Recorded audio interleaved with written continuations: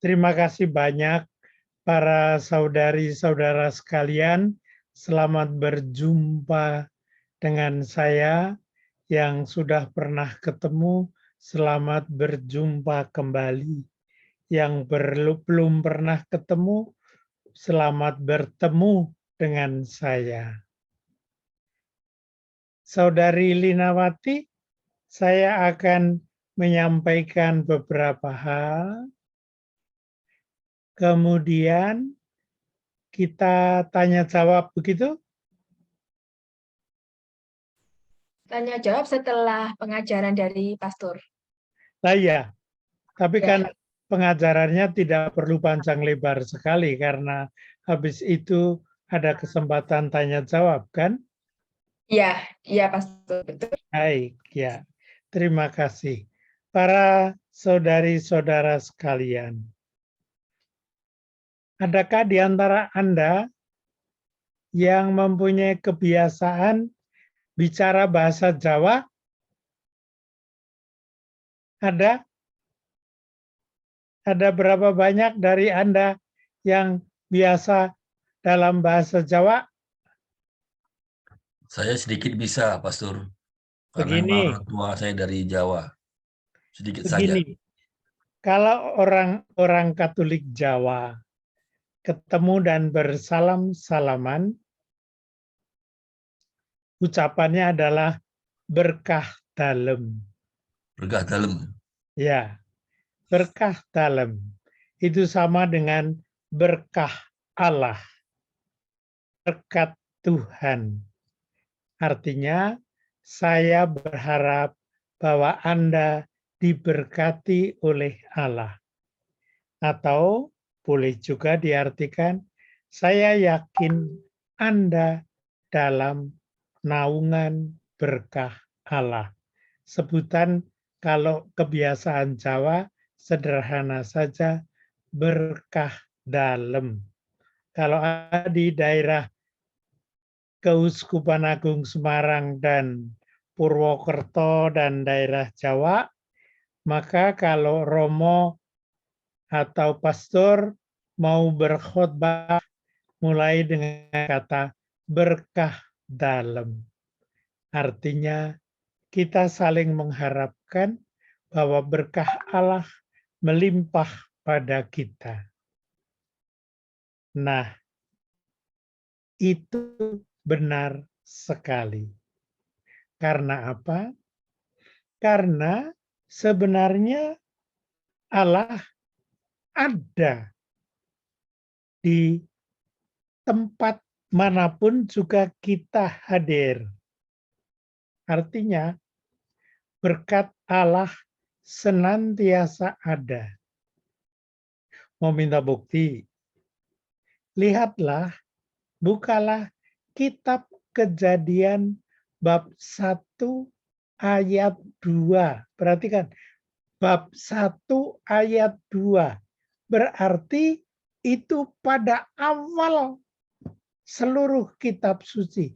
Bab 1 ayat 2. Baru saja dibuka, langsung ada mengenai Allah yang senantiasa hadir di antara kita dan memberi berkat kepada kita. Karena di sana dikatakan roh Allah meliputi kita semua.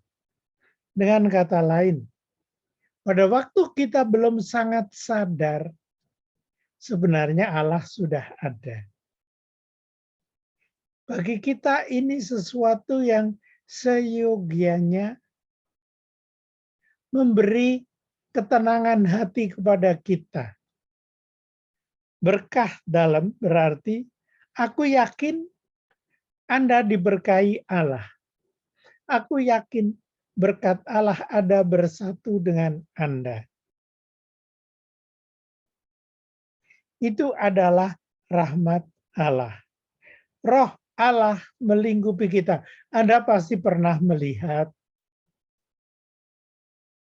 induk ayam dengan anak ayam yang kecil-kecil. Di sana Anda bisa melihat bagaimana induk ayam menangkupkan seluruh Yang mana kalau tahu tangannya, sayapnya, melingkupi anak. Itulah gambarnya yang sudah ada bahkan dalam kitab Kejadian bab 1 ayat 2. Allah melingkupi kita bersama. Kalau Anda membaca baik-baik ayat itu, maka yang dilingkupi Allah bukan hanya saya, tapi juga alam semesta. Lihatlah layar yang ada di belakang kepala saya. Ada bunga teratai yang besar sekali. Dalam pengertian kitab Kejadian, itu pun dilingkupi oleh Allah. Kalau saya menaruh ke belakang tanganku, itu saja tidak cukup memegang seluruh bunga teratai. Tetapi dalam Kejadian bab 1 ayat 2, Roh Allah melingkupi seluruhnya. Tidak hanya bunga teratai yang ada di belakang diri saya, tetapi seluruh alam semesta. Percayalah, Roh senantiasa melingkupi kita. Lalu, kitab Kejadian bab 1 dan bab 2, Anda tahu semua, isinya adalah penciptaan. Anda masih ingat kurang lebih kata-katanya? Pada awal, catatannya adalah marilah kita menciptakan. Berarti bahwa dari cinta kasih Allah, sebenarnya Allah ingin melimpahkan berkat-Nya kepada kita yang belum ada waktu itu. Apa yang mau saya katakan dengan demikian menjadi jelas? Betapa Allah ingin senantiasa melingkupi kita, memberikan berkat-Nya, melimpahkan berkah kepada kita semua. Langkah demi langkah, berkah Allah tampak. Dengan apa? Dengan memberi terang. Lalu diberilah terang, matahari dan bulan. Dan seterusnya, penciptaan adalah tanda berkah Allah. Kalau Anda sekarang merasa-rasakan dan melihat keluar, tentu saja berbeda-beda. Anda yang di Aceh, ada yang di Medan, ada yang di Siantar, ada yang di Manado, ada yang di Jakarta, ada yang di Tangerang Selatan, tapi juga ada yang mungkin sekali di luar batas-batas negara kita. Dengan kata lain, dimanapun juga Allah melingkupi kita seluruhnya dengan berkah Allah. Anda masih ingat? Begitu penciptaan selesai, lalu Allah mengatakan kepada manusia untuk merawat semuanya itu. Jadi, itu karunia Tuhan juga. Alam semesta adalah karunia Allah. Kalau kita mendapat sinar matahari, yang sangat penting untuk zaman COVID ini, Kalau kita mendapat oksigen yang kerap kali kita ukur dengan oximeter, kalau jantung kita berdebar-debar, yang kita ukur pada waktu kita mengukur tensi kita, para sahabat sekalian, kalau kita membuka mata, itu karunia rahmat Allah yang bukan main. Kalau kemudian kita bisa bersentuhan, ini Anda tahu kode ini adalah tanda cinta kasih juga dari Allah yang senantiasa melingkupi kita dan memberi segalanya kepada kita. Air, tumbuh-tumbuhan, dan apapun yang boleh kita makan. Sayang, pada waktu itu Allah mengatakan, jangan ambil yang itu, kok Adam melanggar, maka ada dosa. Maka ada malapetaka, maka ada duka cita. Lalu Anda melihat muncullah sakit dan kematian. Meskipun demikian, jangan lupa nanti dilihat ya, Kitab Kejadian bab 3. Anda masih ingat yang saya katakan tentang bab 1? Anda masih ingat tentang yang saya katakan tentang bab 2? Nah, sekarang tentang bab 3, Allah mengatakan bahwa akan datang sang wanita yang anaknya akan menghancurkan setan musuh manusia itu. Itu adalah suatu nubuat perihal Bunda Maria dan anaknya. Para sahabat sekalian, lihatlah, sudah pada kitab Kejadian bab 3, Allah menunjukkan perjanjiannya untuk menyelamatkan kita dengan memberikan anaknya. Yang nanti sebentar lagi, seminggu lagi akan kita rayakan kelahirannya. Tapi untuk sampai ke sana, jangan lupa itu dilaluilah banyak abad dan kilometer dan seterusnya dan sebagainya, perjalanan yang dilakukan oleh anak cucu Abraham, Ishak, dan Yakub. Anda tahu, Abraham berjalan dari tanah yang sekarang disebut Irak menuju ke tanah terjanji. Dan Anda tahu bagaimana kemudian anak Yakub yang satu namanya Yusuf dibuang oleh saudara-saudarinya ke Mesir. Sesuatu yang kejam.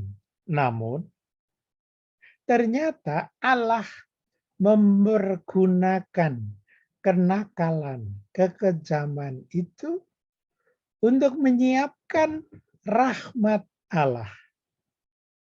Dengan demikian, maka banyak hal yang memperlihatkan betapa bahkan hal-hal yang dapat memperlihatkan kepada kita betapa Allah penuh rahmat. Lihatlah, karena Yusuf dibuang ke Mesir, maka pada waktu ada malapetaka di Israel, lalu orang-orang yang disebut anak cucu Yakub harus cari perlindungan. Kemana? Haya ke Mesir. Ternyata di sana ada Yusuf yang waktu itu dijual. Yang mau saya katakan adalah yang kelihatannya penuh dengan duka cita. Ternyata sebenarnya merupakan duka cinta. Bukan duka cita, tapi duka cinta. Karena itu nanti untuk Tuhan merupakan kesempatan menunjukkan cintanya kepada Israel dan lalu menyelamatkan seluruhnya, mengirim ke tanah terjanji bersama Musa dan kawan-kawannya. Anda melihat berkah Allah tak akan salah. Walaupun manusia kerap menyalahgunakannya. Namun kemudian ternyata Allah tetap menyelenggarakan kebijaksanaannya dan orang-orang Israel sampai ke tanah terjanji, ke Yerusalem. Kemudian berjalanlah, ada zaman para hakim, zaman raja-raja, sampai dengan zaman Daud. Itu orang miskin, tapi diminta oleh Tuhan untuk membantu saudara-saudaranya. Akhirnya menjadi raja dan sampai kepada zaman Daud itu menjadi raja besar, Salomon menjadi raja besar, dan lalu kelihatan betapa Tuhan tidak melupakan mereka. Di bidang keluarga, di bidang ekonomi, di bidang politik, mereka diberi karunia berkah Allah. Namun, ternyata mereka berbuat dosa seperti dulu Adam dan Hawa. Maka lalu dibuang ke Babel. Anda melihat bahwa pembuangan ke Babel berat sekali. Namun, Tuhan menyelamatkan. Ada sebagian yang boleh pulang. Namanya sisa-sisa suci. Dan sisa-sisa suci inilah yang nantinya akan menurunkan keluarga yang akhirnya menghadirkan Santo Yusuf yang menjadi pemimpin keluarga Nazaret bersama dengan Bunda Maria. Anda melihat di situ bagaimana Allah Bapa memberikan Sang Putra.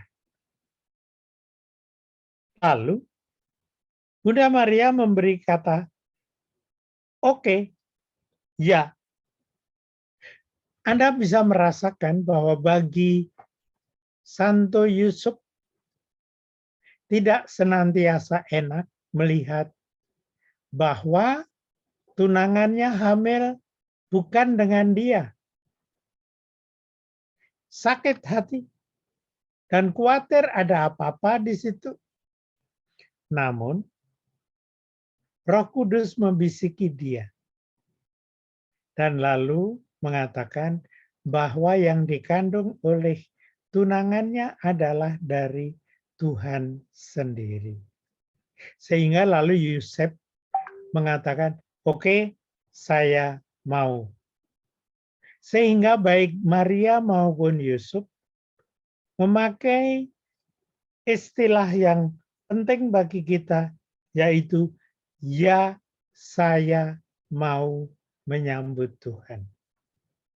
Lalu lahirlah Sang Putra yang nanti akan kita rayakan. Natal dengan demikian merupakan tanda bahwa Allah tak melupakan umatnya, bahkan memberikan putranya untuk menemani anak-anak manusia sehingga mereka bisa berjalan bersama sampai dengan berjumpa dengan Yesus, mendapat mukjizat, dibantu pengajaran, berteman, dan sebagainya. Yesus malah mengatakan kepada para murid, seperti kepada kita juga, Yohanes bab 15 ayat 15, Aku tidak menyebutmu sebagai hamba lagi, tapi sebagai sahabat. Namun orang Israel tetap marah, tetap sakit hati, dan karena itu menyengsarakan Yesus, menyebabkan dia disalib. Dengan kata lain, penyaliban adalah suatu ungkapan yang menunjukkan betapa Allah bahkan mau mengorbankan putranya sendiri. Itu pun semacam berkah Allah. Walaupun nampaknya menyakitkan. Karena lalu membuahkan Paskah. Sehingga Natal dengan Paskah merupakan satu kesatuan. Dan itu masih dikuatkan lagi karena nanti lalu Roh Kudus diberikan. Supaya apa? Supaya kita dapat mengikuti Yesus, mewartakan kabar gembira, dan mengabarkan betapa Allah Maha Rahim. Betapapun besarnya dosa-dosa kita, tapi berkah Allah akan selalu hadir. Jangan takut, jangan khawatir. Berkah Allah senantiasa hadir. Para saudari-saudara sekalian, sesudah para rasul meninggal, lalu digantikan oleh murid-murid dari para rasul, dan karena itu kita boleh merasakan berkahnya sampai sekarang. Apa akibatnya? Akibatnya adalah bahwa ternyata kita boleh merasakan, lihatlah berkah Allah tak henti-hentinya diberikan kepada kita. Allah sungguh baik. Allah benar-benar mengasihi kita. Juga kalau kita berdosa, kita boleh mengaku dosa, mendapat sakramen tobat. Para sahabat sekalian, kita boleh membangun keluarga, membangun cinta kasih, bersahabat satu sama lain. Tapi Tuhan Yesus juga mengajari, silahkan mencintai sesama, bahkan cintailah musuh-musuhmu. Sebab dengan demikian kamu menjadi, perhatikan, kamu menjadi seperti Allah yang mencintaimu walaupun kamu mengingkari Allah. Para saudari-saudara sekalian, berkah Allah tak pernah tidak melimpah. Pun kalau kita penuh salah. Saudari-saudara sekalian, kita yakin bahwa di tempat kita diberi kesempatan untuk saling menunjukkan bahwa Allah memberi berkah kepada siapapun juga. Oleh sebab itu Tuhan Yesus dalam Matius 25 memberikan semacam petunjuk. Jangan lupa, kalau ada orang yang tidak punya makan, berilah makan. Yang tidak mempunyai pakaian, berilah pakaian. Yang tidak mempunyai kegembiraan, hiburlah. Hendaknya saling menghibur. Dan itu terjadi sepanjang segala abad. Dari abad pertama sampai dengan sekarang. Saya sangat senang mendengar ketika ada tsunami di Flores. Di Flores juga pernah, tetapi di Aceh juga ya. Nah, pada waktu itu apa yang terjadi? Begitu banyak orang yang melimpahkan berkah Allah dengan memberi kepada orang-orang itu. Saya masih ingat, saya pernah sampai ke Nias. Dan di sana ada juga banyak tanda-tanda kasih dari orang-orang tempat lain. Ketika saya ke Padang, saya melihat bagaimana orang-orang membantu orang Mentawai. Ketika saya ke Lampung, saya melihat bagaimanakah orang-orang membantu orang-orang yang kena banjir. Hal serupa terjadi di Jawa Barat, terjadi pada waktu gempa Cianjur yang lalu, dan kita boleh menampakkan bagaimana Allah hadir dalam diri kita, di dalam gereja kita. Para sahabat sekalian, marilah kita membuka hati kita agar supaya kita benar-benar siap untuk menolong sesama kita. Bukan agar supaya kita mendapat keuntungan, bukan. Tetapi karena Allah sudah beri berkah kepada saya, maka saya membagikan berkah Allah. Dengan kata lain, seperti dikatakan tadi dalam Matius 25, demikian pula pada waktu kita melihat bagaimana ribuan orang ikut Yesus dan nggak ada makanan. Yesus bertanya, bagaimana ini? Beri dong mereka makan. Lalu Filipus berkata, aduh Tuhan, gimana saya dapat makan? Susah. Apa yang dilakukan Tuhan Yesus?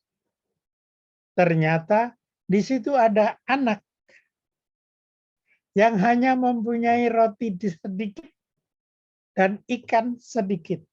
Dan itu dimanfaatkan oleh Tuhan untuk menunjukkan betapa berkah Allah tak pernah akan salah. Maka ribuan orang mendapatnya. Dan Anda masih ingat? Masih ada sisa. Para saudari-saudara sekalian, sekarang di Cianjur sedang ada orang sakit. Di tempat lain ada juga orang sakit. Saya mendengar di Jawa Timur juga ada karena gempa. Dan di banyak tempat lain, juga di luar daerah. Misalnya kemarin saya mendengar orang-orang Pakistan menderita. Jadi, Allah ingin menampakkan berkahnya. Lewat siapa? Lewat kita. Bagaimana kita bisa memberikan berkah? Ada penghiburan. Anda masih ingat bahwa Anda mempunyai HP. Anda mempunyai WhatsApp. Anda mempunyai berbagai macam alat. Radio, media sosial yang dapat dipakai untuk menghibur orang. Bukan untuk menyebarkan kebohongan, tetapi untuk saling menghibur. Menyanyi yang indah dan bagus. Kemarin saya mendengar ada orang-orang yang beragama beraneka, menyanyi bersama nyanyian menyambut Natal. Agamanya macam-macam. Saya malah melihat bagaimana para pemuda yang ikut dalam AMN itu mengadakan konser musik bersama, termasuk di dalamnya lagu-lagu Natal. Tapi sekali lagi, kalau hanya soal menghibur melalui berbagai macam cara, kita dapat melakukan. Tidak hanya dengan derma, tetapi juga dengan memberi perhatian. Saya mendapat pengajaran dari seorang teman. Salah satu cara memperlihatkan rahmat Tuhan kepada sesama kita, berkah Allah kepada sesama kita, dengan cara sederhana sekali, tersenyum. Siapa di antara kita yang nggak bisa tersenyum? Nggak ada. Kita semua bisa tersenyum. Dan dengan tersenyum, kita menciptakan keharuman di sekitar kita tanpa minyak wangi. Tetapi dengan tersenyum, dengan cara pandang yang menyenangkan, bukannya dengan menyebarluaskan kemarahan, tetapi dengan menyebarluaskan kegembiraan dan saling menghibur dan saling menguatkan. Baru saja saya mempunyai seorang teman, benar-benar terjadi ini. Temanku itu seorang profesor, dosen di UI, Universitas Indonesia. Dia baru sakit, tetapi dia harus pulang dari Jakarta Pusat ke rumahnya daerah Jakarta Selatan. Apa yang dia lakukan? Dia naik kereta api. Tapi karena dia baru dari dokter, maka dia ternyata di kereta api sakit. Dan lalu dia mencari tempat untuk berbaring. Untunglah ada orang yang mengizinkan dia berbaring. Dan lalu ada seorang tukang sapu atau tukang kunci kalau nggak salah dari kereta itu yang membantu dia, mengangkat dia. Dan akhirnya pada waktu sudah sampai pada tempat tinggalnya, bapak itu yang menolong, nggak kenal sama sekali ibu itu untuk turun dan mengantar sampai tempat dia mendapat kendaraan. Para sahabat sekalian, menolong hal-hal kecil, orang-orang sakit, dan sebagainya. Saya yakin Anda pernah melakukan itu selama 2 tahun atau 3 tahun COVID ini. Membantu orang sakit. Saya kenal dengan sekelompok orang muda di Jakarta ini yang mempunyai ide tambah lagi. Apa yang dia lakukan? Mereka sekitar 15-20 orang punya akal untuk menghibur para ibu dan bapak yang sudah berusia lanjut umur. Kelompok glamur ini, golongan lanjut umur, itu banyak yang kalau siang ditinggal sendirian karena anaknya harus kerja dan cucunya harus sekolah. Maka perlu penghibur. Kunjungan bagi orang-orang tua macam begitu adalah rahmat yang datang dari Allah. Tapi ada juga di Jakarta beberapa panti werda. Orang-orang yang nanti minggu depan ada teman-teman lain lagi yang akan menyelenggarakan Natalan di rumah tahanan karena sedang dapat urusan hakim. Para sahabat sekalian, tema kita adalah berkah Allah. Berkah Allah diberikan melalui Abraham, Ishak, Yakub. Melalui Yusuf yang tadi saya ceritakan. Tapi juga melalui Maria dan Yosef yang menjadi pemimpin rumah tangga. Para sahabat sekalian, Anda mungkin sekali menjadi pemimpin rumah tangga. Anda mungkin menjadi ibu rumah tangga. Dapat menjadi rekan Allah dalam memberikan rahmat Allah. Sehingga Natalan mendapat arti yang lebih besar lagi karena kita lalu menjadi seperti Maria dan Yusuf yang memberi kegembiraan kepada siapa? Kepada para gembala. Dengan cara apa? Memperkenalkan anaknya yang baru lahir.